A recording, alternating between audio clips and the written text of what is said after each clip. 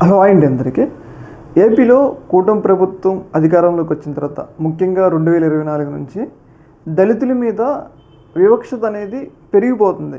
అంటే ఎక్కడ లోపం వచ్చిందో తెలియదు కానీ దళితుల మీద జగన్మోహన్ రెడ్డి హయాంలో పోల్చుకుంటే ఇప్పుడు దళితుల మీద వరుస సంఘటనలు ఈ 1 ఇయర్లోనే తీవ్రస్థాయిలో పెరిగిపోయినాయి అనమాట. మనం గమనించుకున్నట్లయితే రీసెంట్గా జరిగిన ఒక పరిణామమే దానికి నిదర్శనం అనమాట. అదేంటి అంటే ఈయన ఉన్నారు కదా, ఈయన ఆదోని ఎమ్మెల్యే ఇప్పుడు వార్తల్లో రాష్ట్ర వ్యాప్తంగా నిలవటం జరిగింది. ఎందుకు అంటే ఈయన ఒక గ్రామానికి పర్యటనకి వెళ్ళారు. ఒక గ్రామానికి పర్యటన వెళ్ళినప్పుడు అక్కడ ఉన్న సర్పంచ్ని తన పక్కన నించోవాలని కోరారనమాట. తన పక్కన నించో అని చెప్పి, సర్పంచ్ కాబట్టి తన పక్కన నించోవని కోరుతారు.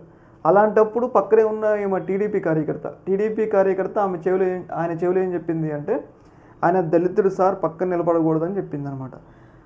ఆమె అంటే తెలియక అట్లా చెప్పింది, దళితుడు కాబట్టి పక్కన నిలబడకూడదని చెప్పింది. ఈయన చదువుకున్నోడు, జ్ఞానం ఉంది, ఆయన అదంతా తప్పమ్మా, పక్కన నిలబడవచ్చు, ఈ రోజుల్లో అలాంటి ఏమీ లేవు అని చెప్పాలి. కానీ అలా చెప్పకుండా ఆయన పిలిచి పక్కన నిలబెట్టుకునేవాడల్లా ఇక్కడ కాళ్ళకాడ నిలబెట్టుకుంటూ, అంటే వాళ్ళు స్టేజ్ మీద ఉంటే ఈయన కింద ఉండనమాట. అంటే ఇక్కడ అర్థం ఏంటి అంటే, మన స్వతంత్రం వచ్చి దాదాపు 75 సంవత్సరాలు పూర్తయింది. అంబేద్కర్ గారు ఏ అంటరాంతరానికి వ్యతిరేకంగా పోరాడి రాజ్యాంగం తీసుకొచ్చారు. ఆ లక్ష్యాలు అనేది ఇప్పుడు కూడా నిలవేరల. దాదాపు మనం 2025లో ఉన్నాం, మార్చి మీద అడుగుపెట్టబోతున్నాం, అలాగే చంద్రుడి మీద అడుగుపెట్టబోతున్నాం.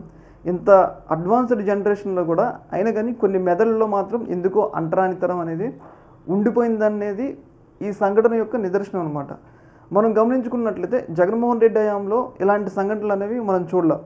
మనం ఈ 3-4 నెలల్లోనే దళితులకు సంబంధించిన ఇన్సిడెంట్లు మనం చాలా చూసినాం. అందులో ఒకటి మనం గమనించినట్లయితే ఏదైతే పిఠాపురం నియోజకవర్గం, పవన్ కళ్యాణ్ నియోజకవర్గంలో మల్లం గ్రామంలో అగ్రకులాలన్నీ కలిసి కూడా అక్కడ ఉన్న ఏదైతే దళిత వర్గాలను వెలివేయటం అవన్నీ మనం చూసినాం. తర్వాత ఆ ఇన్సిడెంట్స్ ముగిసిపోయిన తర్వాత రీసెంట్గానే తెనాలిలో ఏదైతే ఒక 2 దళిత యువకుల్ని పోలీసులు చాలా దారుణంగా కొట్టడం జరిగింది. పోలీసులు అంత దారుణంగా అగ్రకులాలను కొట్టే ధైర్యం వాళ్ళకుందో లేదు తెలియదు, కానీ దళితులు కాబట్టి వీళ్ళు ఏం చేయలేరు కాబట్టి అంత దారుణంగా కొట్టారన్న విషయం మనకి తెలుసు.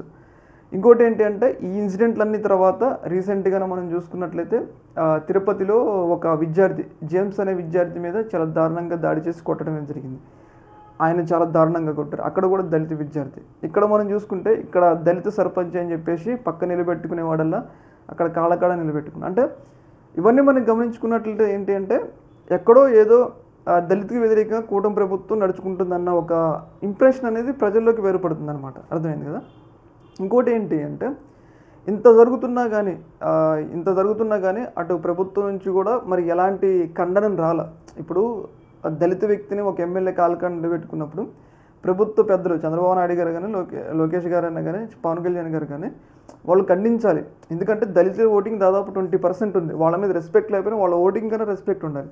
అయినా కానీ ఇలాంటి సంఘటనలు కూడా ప్రభుత్వం ఖండించట్లేవు. లేదంటే ఒక రకంగా ఏదో ప్లాన్ ప్రకారం చేస్తున్నారా ఒక అనుమానం అయితే వ్యక్తమవుతుంది అనమాట. ఈ యొక్క అంశంలో మీ యొక్క అభిప్రాయాన్ని కింద కామెంట్ తెలియజేయండి. ఓకే మరి, థ్యాంక్ యూ.